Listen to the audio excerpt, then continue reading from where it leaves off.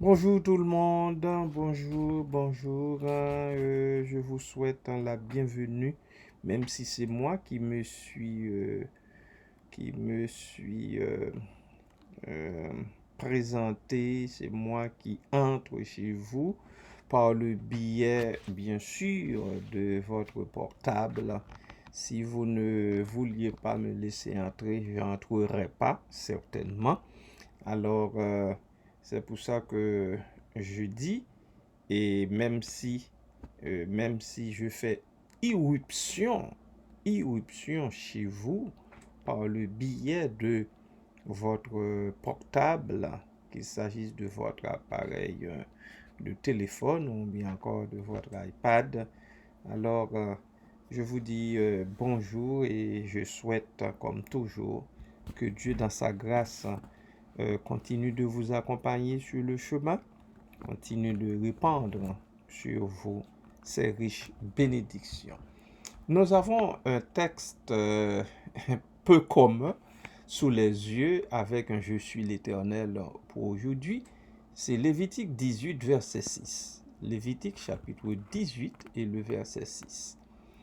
Une petite phrase très courte. Nul de vous ne s'approchera de sa parente pour découvrir sa nudité. Je suis l'Éternel. Nul de vous, dit Dieu, ne s'approchera de sa parente pour découvrir sa nudité. Je suis l'Éternel. Alors, nous comprenons tout de suite qu'il s'agit d'une mise en garde quant à la, l'inceste, l'inceste par rapport à l'inceste, par rapport à tout comportement incestueux, qu'il s'agisse de parents, enfants ou bien encore d'autres de sa parente.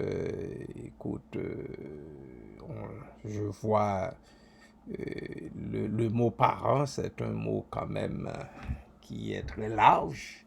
C'est un mot qui est très large. C'est peut-être son cousin, sa cousine, etc.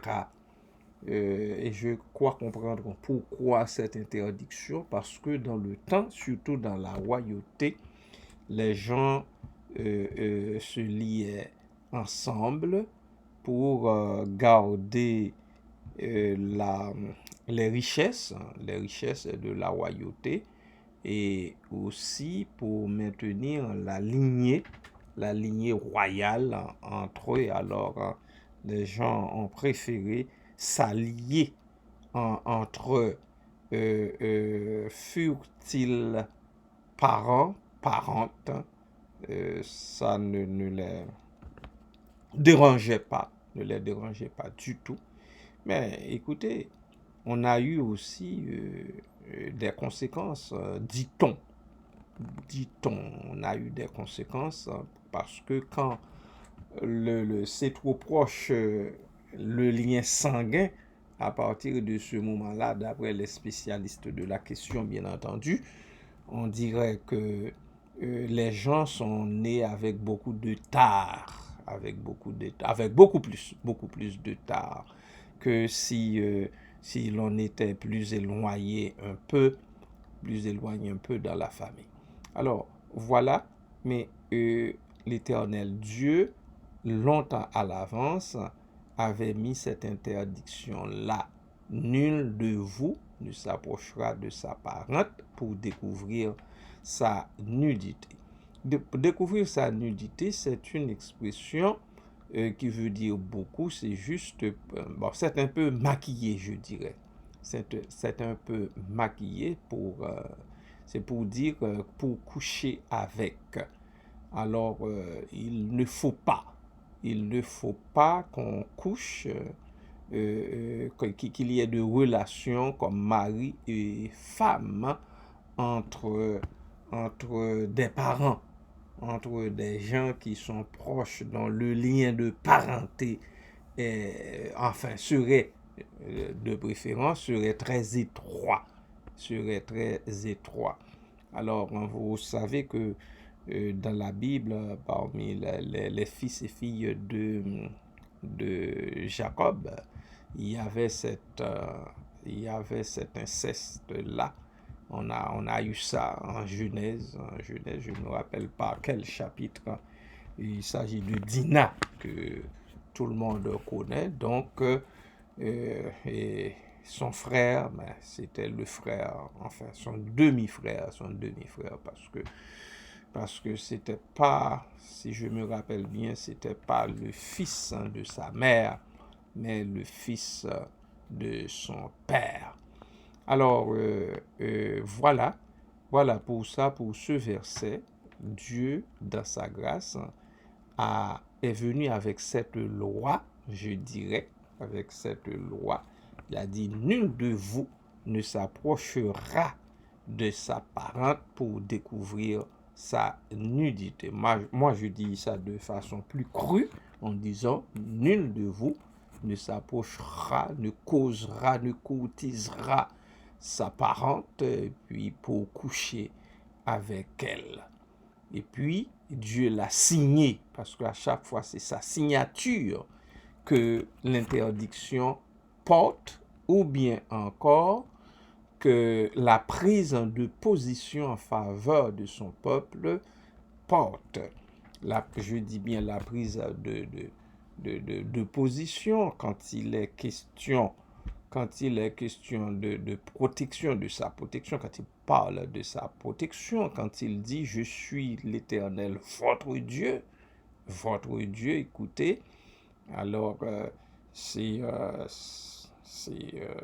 la position qu'il prend en faveur de son peuple, qu'il prend en notre faveur. Quand il dit « Je suis l'Éternel, leur Dieu », il se positionne d'emblée en leur faveur, c'est-à-dire il est là pour leur protection, il est là pour leur élargissement, il est là pour leur sécurité, il est là pour les encadrer aussi, pour tout ce qui est bien, pour tout ce qui est réellement bien.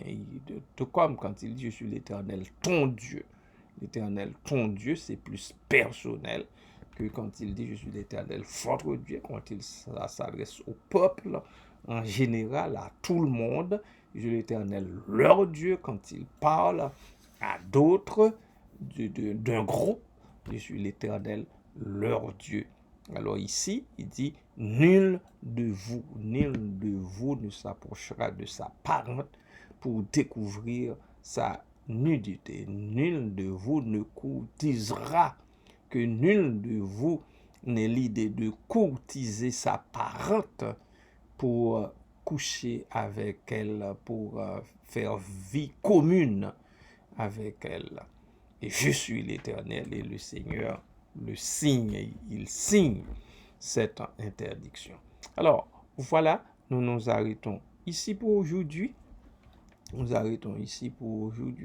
Comme toujours, je vous invite à relire le texte, à vous y pencher, et puis à vous poser des questions aussi, là-dessus. Et à questionner l'Esprit Saint aussi, l'Esprit de vérité. Il saura vous éclairer, il saura vous ouvrir davantage les yeux, votre intelligence qui peut-être toujours, votre intelligence qui est plutôt sujette à être obscurcie par le mal. Soyez donc bénis et soyez une bénédiction pour les gens dans votre entourage, dans la parenté, pour les gens qui vous sont proches, comme aussi vous l'êtes pour les gens qui vous sont éloignés suivant les liens familiaux, les liens parentaux. Soyez bénis richement en Jésus-Christ. Amen.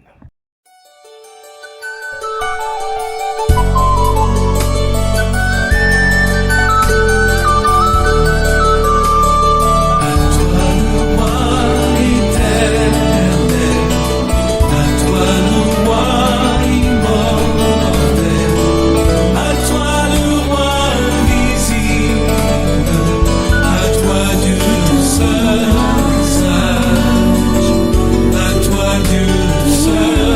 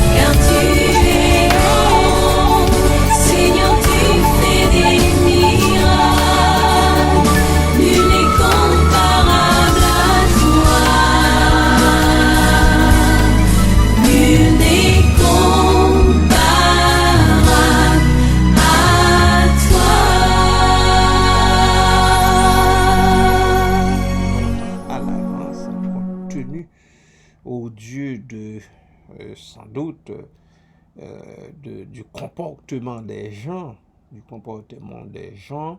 Seigneur, sur ta terre, dans ta création, dans ton monde. Tu as mis des balises longtemps à l'avance pour que nous, comme humains, nous ne nous égarions pas, pour que nous, comme humains, nous ne fassions pas n'importe quoi, pour que nous, comme humains, nous ne nous allions pas avec nos proches, nos sœurs de sang, nos frères de sang, nos cousins, cousines, etc. Et enfin, une parente quelconque, un parent quelconque. Merci pour cette interdiction, pour cette balise, pour ce garde-fou que tu as mis, oh Dieu.